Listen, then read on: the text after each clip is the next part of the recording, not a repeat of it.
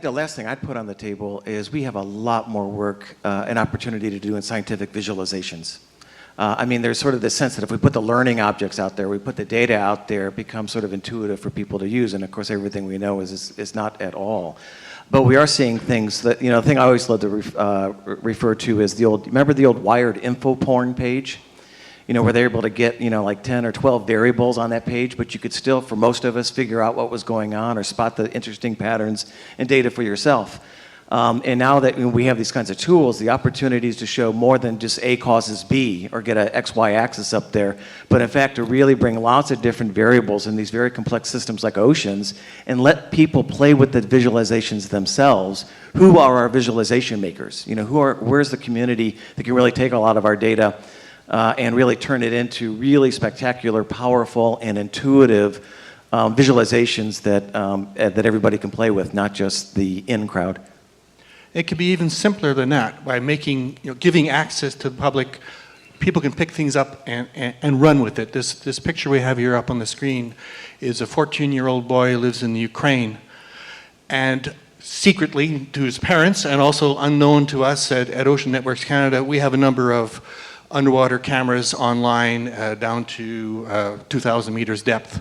And this kid was in his evenings at home after doing his homework, was going online, knowing our camera schedules, and actually recording the video live over the internet from our cameras. And he set up his own YouTube channel called World of Ocean.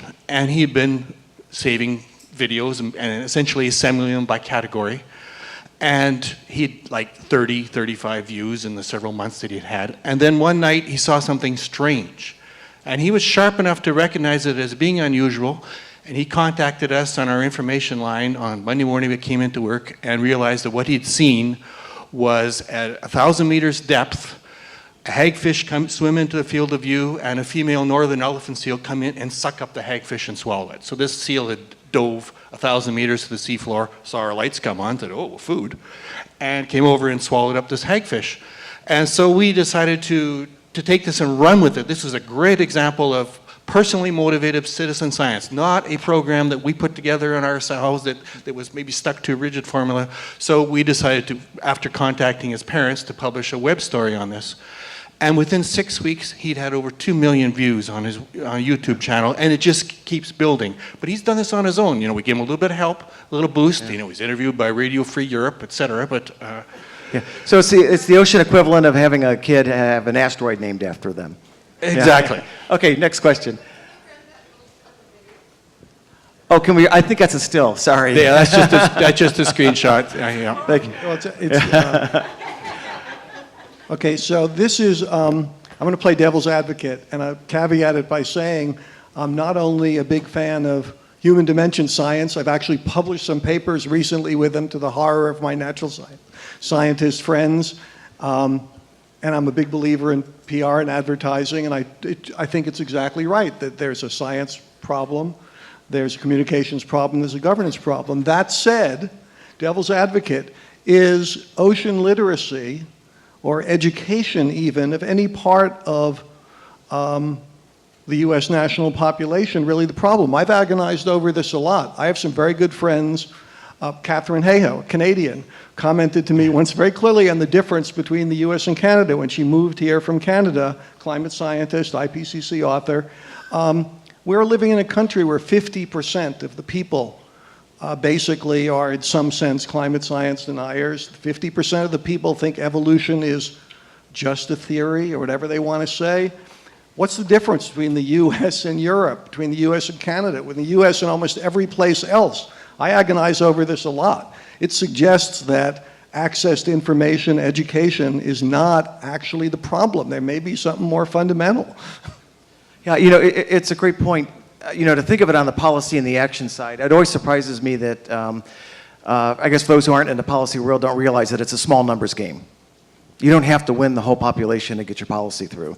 There's probably 8 or 10 people in each one of your specializations that are actually making the most important decisions for the whole country or the whole world, and knowing who those people are and identifying those influencers and really getting to them matters a whole lot more. And so I do think there's other ways to think about governance change and policy changes that isn't about getting 51% of the population to believe in your message. But it is a fabulous question, to the rest of the panelists. What is it something endemic about the American culture that says we should just stop trying? Well, I believe Marcia touched on this in her opening remarks, that citizen science could be an answer to that. People don't have a problem with weather. People believe weather. It's verifiable. So if we don't focus so much on a top-down message, but inspiring critical thinking and inspiring, I don't want to sound like a broken record, but inspiring curiosity, I think that is the key. And I think that great science comes out of, from an outside perspective, comes out of dialogue and not just setting a goal and going towards it, but opening up to exploration. And so to that end, I think that what we need from the public is a way to get them curious and capitalize on the fascinating quality of the ocean, because I think it's easy to fascinate people.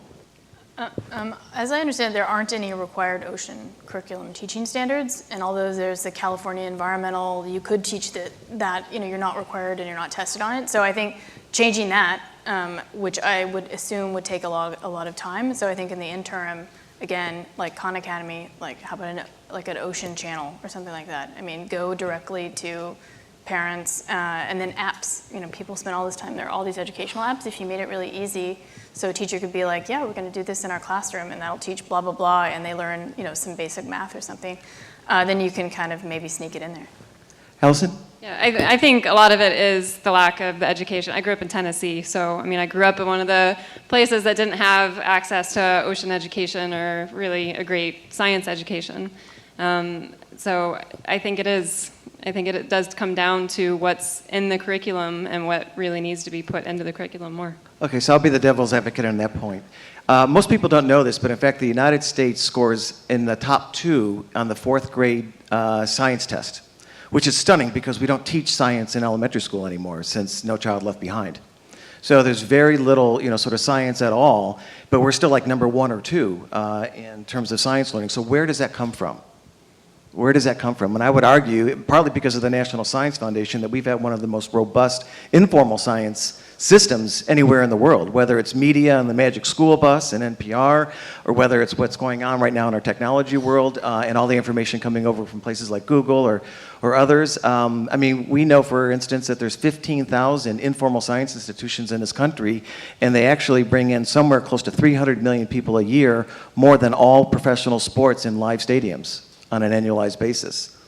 So are we looking under the right rock? Okay, Dennis? Yep. Dennis, Yeah.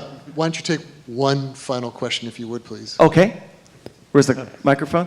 Mike Coffin. Yeah, Mike Coffin from the University of Tasmania. Kim's slide there is actually a good introduction to what I'm thinking about, which is linking yesterday and today. Yesterday we talked a lot about platforms and vehicles, but there's one major category which we didn't talk about at all, and that's a vehicle that does not require any capital expenditure, no maintenance expenditure, and no operational expenses. And that is the fellow members of the animal kingdom. The elephant seal is one of those, and it's my favorite because it can dive to over 2,500 meters. Now, I work mainly in the Southern Ocean where elephant seals are routinely instrumented. We've got 120,000 profiles that seals and penguins have collected across the Southern Ocean.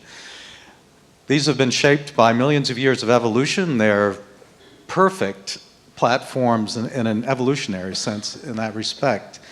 I guess my question is, it seems like use of these animals, which was originally to understand their ecology, but now we've found out that they're great ocean observers. In fact, Australia's incorporated them into its ocean observing system. There seemed to have been a peak in this use, and now with animal ethics regulations and other impediments, at least in the more developed countries, use of these seems to be declining. And I'm wondering, in the collective wisdom of this room, is this a trend, or is this just an anomaly that we've got to stop using or employing these animals to collect oceanographic data? And that links in with this group. We have obviously Someone said yesterday, no one wants to grow up to be a robot, but there are dog people, there are cat people, we could have elephant seal people, we could have penguin people if you bring them into an immersive environment. Can we use fellow members of the animal kingdom to help people relate to ocean science? And they're actually teaching us things about ocean science. Or what about invertebrate people? I mean, let's broaden our view away from just the charismatic megafauna. Look at the charismatic, what is it, mesofauna? Because there are, I mean, all of those benthic creatures, there's everything in the ocean is really strange and really beautiful, and I think it's a great idea to, you know, use that to connect people. Absolutely. Or even hagfish people. We heard from Kiro Dutko last week. He's contacting us. He wants to become a hagfish biologist. Can you imagine a more vile creature in the ocean? I don't know if any of you have ever had anything to do with a hagfish, but they are really unpleasant things. But he was so fascinated, not by the elephant seal that ate the hagfish, but he sees more hagfish than elephant seals. And you know, there are other ways to use animals in the ocean as tools for communicating. We don't have to necessarily capture them and glue data packs on their backs. We can just use them as spokesmen for what we're doing to help people discover different parts of the ocean environment. Hagfish are one example. We've certainly seen other people use penguins to discover fisheries in the Antarctic. We all talk about how whales travel through the ocean. We're not about to capture a whale and strap a data pack onto it. But there are other ways to use animals that don't necessarily get us in trouble with the animal rights movement. Richard, you got the last word? Well, for me, it's media gold. Whether or not you agree with it or disagree with it, it is extremely valuable for communicating ocean science. Likewise with aquariums. Yes, you've got captive animals, but they are hugely important in engaging people with the oceans.